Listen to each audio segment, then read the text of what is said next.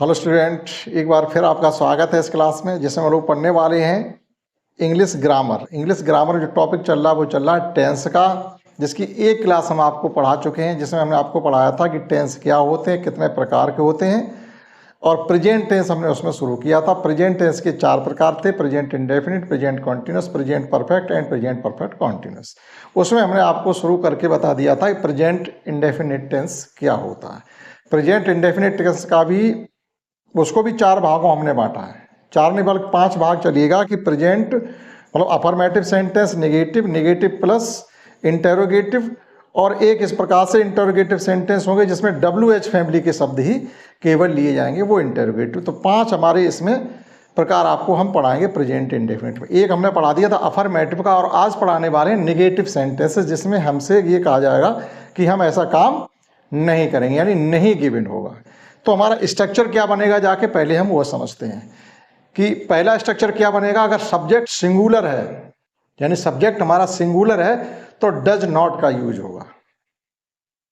Subject के तुरंत बाद डज नॉट का यूज होगा, और वर्ब की फर्स्ट फॉर्म रहेगी और ऑब्जेक्ट रहेगा। यानी जो हमने आपको बताया था वर्ब की फर्स्ट फॉर्म में एस या ईएस लगाते, वो केवल और केवल किसके लिए था? अफर्मेटिव सेंटेंस के लिए था। अब कहीं भी एस या ईएस का यूज नहीं होगा, केवल अफर्मेटिव सेंटेंस। मीन्स जैसे किसान फसल काटते हैं, किसान खेत जोतते हैं, the farmers plough the fields, पक्षी चहचहाता है, द वर्ड्स चर्प्स। तो एस लगाया हमने, ये अफर्मेटिव है। इनमें ही वर्ब की फर्स्ट फॉर्म में एस या ईएस लगाना, और कहीं भी हमें एस या ईएस अब नहीं लगाना है।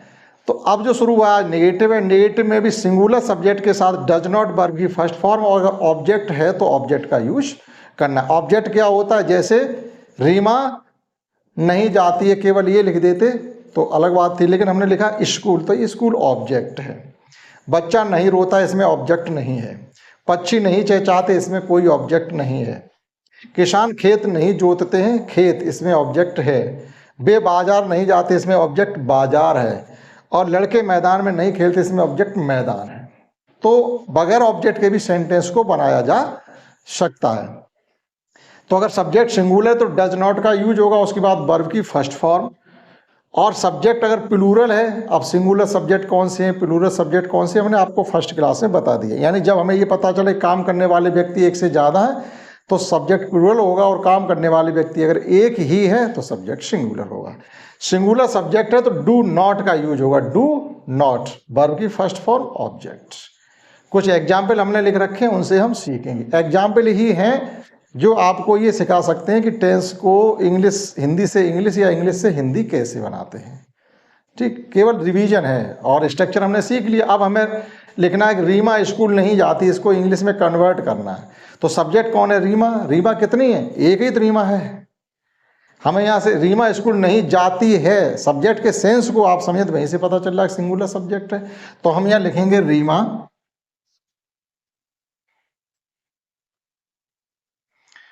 अब सिंगल है तो लिखेंगे does not, does not go to school. ये है, देखो वर्ब की फर्स्ट फॉर्म गो लगी। अगर हम ये कहते रीमा स्कूल जाती है तो हमें यहां पर क्या बोलना था? Reema goes to school. तो ये डू नॉट का यूज फिर नहीं करना था, और GO में ES और लगाते। बच्चा नहीं रोता है, the child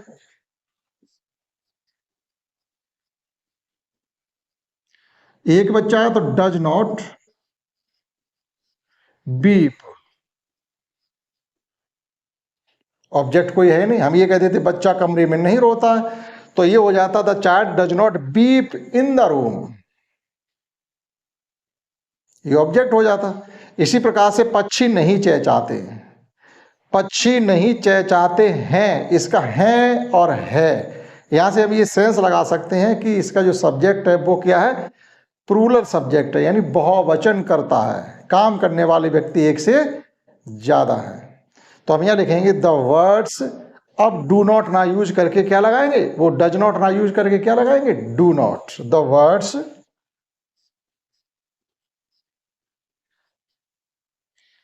do not chirp,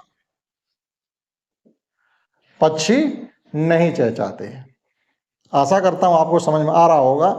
आप एक सुंदर सा कमेंट करके अपनी राय दे सकते हैं, आ रहा है कि नहीं आ रहा है, आ रहा है तो कैसा आ रहा है, कि आपको इंटरेस्ट है ये सब चीज़ें सीखने में। ठीक है, देखिएगा इसी प्रकार से और एग्जाम्पल है। अगला एग्जाम्पल 4 ये कह रहा है कि किसान खेत नहीं जोतते हैं। यहाँ से भी हमको पढ़ के ये पता चल रहा किसान खेत नहीं जोतते हैं मीन्स किसान एक से ज़्यादा है जो खेत नहीं जोत रहे। इसका मतलब सब्जेक्ट जो हमारा है वो प्लूरल है, यानी बहुवचन करता है। ठीक, मतलब हिंदी इंग्लिश मीडियम को आप अपनी भाषा में सीखेंगे। बहुवचन करता हम प्योर इंग्लिश ही बोलें, प्लूरल सब्जेक्ट किया तो हो सकता है कि हम हिंदी पढ़ने वाले हैं उतना अच्छा कवर ना कर पाए। तो आप अपनी मिक्सिंग रखें कि हम हिंदी इंग्लिश दोनों मिक्स करके ही समझ पा रहे हैं और बोल पा रहे हैं और सीख पा रहे हैं। तो देखिएगा किसान खेत नहीं जोतते हैं, साफ जाहिर हो रहा है कि किसान एक से ज़्यादा है। तो सब्जेक्ट हमारा कैसा हो गया? प्लूरल। तो लिखेंगे the farmers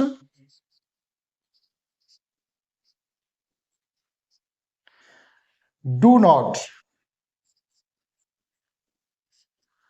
plough, PLOUGS, the fields कर देंगे। ज़्यादा किसान है तो खेत भी ज़्यादा होंगे, ऐसा थोड़ी सभी किसान एक ही खेत में अपना हल चला रहे हो।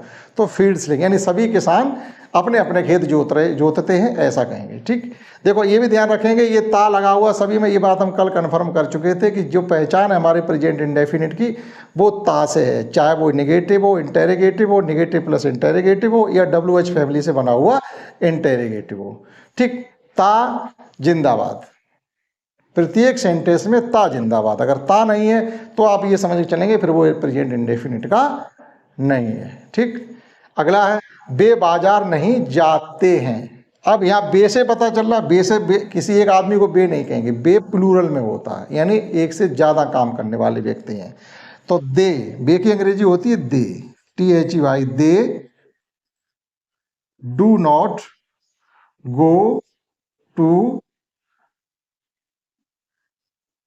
Market, they do not go to market. छोटे छोटे सेंटेंसेस को लिख करके आप उन्हें खुद ही इंग्लिश में बोलें और लिखें, आपको इंग्लिश आने लगेगी। ये गारंटी है कि आपको आने लगी। आने का मतलब ये नहीं है कि आप खड़े होकर के कहीं भी थ्रू आउट इंग्लिश बोलने लगे, उसके लिए आपको और स्पेशल मेहनत करनी पड़ेगी, लेकिन ये है कि आपको इंग्लिश आने लगेगी जो अपने यहाँ चलती है।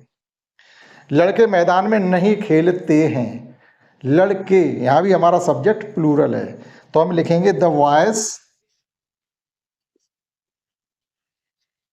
वाई और एस लगा देंगे तो बॉयज यानी लड़के हो जाएगा। डू नॉट प्ले, लड़के नहीं खेलते हैं, कहाँ नहीं खेलते? मैदान में। तो इन द प्ले ग्राउंड, या खेल का मैदान तो हमने लिखा नहीं, तो हमने मैदान लिखा, तो केवल ग्राउंड कह देंगे या फील्ड कह देंगे। The boys do not play in the field, या हम ये कह देते लड़के खेल के मैदान में नहीं खेलते, तो हम लिखते the boys do not play in the play ground. तो ये एग्जाम्पल हमने लिखे हैं और एग्जाम्पल की मदद से ही हम सीख रहे हैं। अभी आइए कुछ एग्जाम्पल और समझते हैं, कुछ एग्जाम्पल्स करने का अभ्यास और करते हैं जिससे हम अपनी बात को और क्लियर कर पाए। रोहित नहीं नहाता है, रोहित नहीं नहाता है, तो हमें केवल नहाने की अंग्रेजी पता होनी चाहिए, बात होती है बस। ठीक, तो यहाँ लिखेंगे रोहित, अब सिंगुलर में है, एक ही लड़का तो रोहित है, तो रोहित डज नॉट बाथ, लिखेंगे रोहित डज नॉट बाथ। पक्षी आकाश में नहीं उड़ते हैं, सब्जेक्ट हमारा प्लूरल है, तो जब सब्जेक्ट प्लूरल है तो हम यहाँ लगाएंगे डू नॉट का यूज करेंगे और वर्ब की फर्स्ट फॉर्म लगाएंगे। तो लिखेंगे the words do not fly, fly means उड़ना, कहाँ नहीं उड़ते? आकाश में। अब लास्ट में लिखेंगे इन द स्काई। ठीक, क्योंकि ऑब्जेक्ट बाद में आता है, एक जो सीक्वेंस होता है लिखने का वो क्या होता है? सब्जेक्ट, वर्ब और ऑब्जेक्ट, यानी मैन वर्ब, और यहाँ पर जो वर्ब होती है वे एक्सिलरी वर्ब होती है, सहायक क्रियाएं कही जाती हैं। तो एक तरीके से जो इसकी एक्सिलरी वर्ब अभी चल रही है वो डू नॉट मान के चलिएगा। वैसे एजेएमआर होता है, एजेएमआर हैज़ बीन, हैव बीन, जो भी हो वो कुछ नहीं अभी लग रहा है। डू नॉट, यहाँ डू इसकी एक्सिलरी वर्ब है। अभी देखिएगा ये अपनी जगह जब बदलेगा तो क्या नया नाटक शुरू होगा, वो अगले क्लास में समझेंगे। ठीक, अगला क्वेश्चन है माता जी खाना नहीं पकाती हैं। तो माता जी सिंगल है। देखो हमने यहाँ लिखा हुआ है, ये हमने कल भी आपको पिछले क्लास में बताया था। हम यहाँ ऐसा नहीं लिख सकते माता जी, माता खाना नहीं बनाती है। अगर हम ऐसा लिखेंगे तो ये लगेगा कि हम अपनी माँ को गाली दे रहे हैं। ठीक, तो हमें उनके लिए सम्मान सूचक शब्द लिखना है। माता जी यानी माता खाना नहीं बनाती हैं, माता जी भी लिख सकते थे आप। ठीक, तो एक ही रहेगा यहाँ पर, तो the mother does not cook food. The mother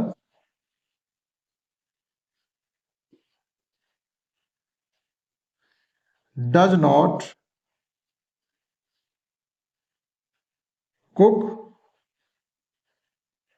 food. लड़की गीत नहीं गाती है, एक सिंगल लड़की है, तो हम लिखेंगे यहां पर the girl does not sing a song. ये हमने अपनी तरफ से लगा दिया। सिंग द सॉन्ग भी लिख सकते हो आप। तो सिंग माने होता है गाना, जो आवाज निकलती है, और जो शब्द निकलते हैं यानी जो गीत होता है वो सॉन्ग होता है, और गाना सिंग होता है। ठीक, तो ये हमारी वर्ब है और ये ऑब्जेक्ट है। चपरासी घंटी नहीं बजाता, सिंगल पर्सन है, डज नॉट का यूज होगा। द पियोन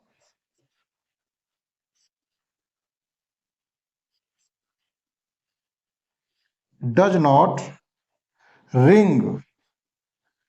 रिंग मीन्स होता है घंटी बजाना, रिंग द वेल। चपरासी घंटी नहीं बजाता है। खरगोश गाजर नहीं खाता, ये आपके लिए होमवर्क है। इसका आप इंग्लिश में कन्वर्ट करके हमें कमेंट करके बताएंगे कि हमने कर पाया है, और जो आपने स्ट्रक्चर बताया है वो हमने सीख लिया। समझ पाए? स्ट्रक्चर बताया और हमने केवल एग्जाम्पल्स की मदद से आपको ये समझाने की कोशिश की है कि प्रेजेंट इंडेफिनिट टेंस के नेगेटिव सेंटेंस को इंग्लिश में कन्वर्ट कैसे करेंगे। जब हमें देखो एक चीज़ ही सीख रहे हैं, वन वे रूट है। हम क्या सीख रहे हैं? English to Hindi to English बनाना। हम इधर से जब चीज़ें सीख लेते हैं तो उधर से जब बैक करते हैं तो अपने आप चीज़ें आ जाती हैं। इंग्लिश में आपके पास लिखा हुआ हो तो फिर उसकी आप हिंदी बना पाओगे। ठीक है, तो इस क्लास में इतना ही। आशा करते हैं आपने सीख पाया होगा। That's all.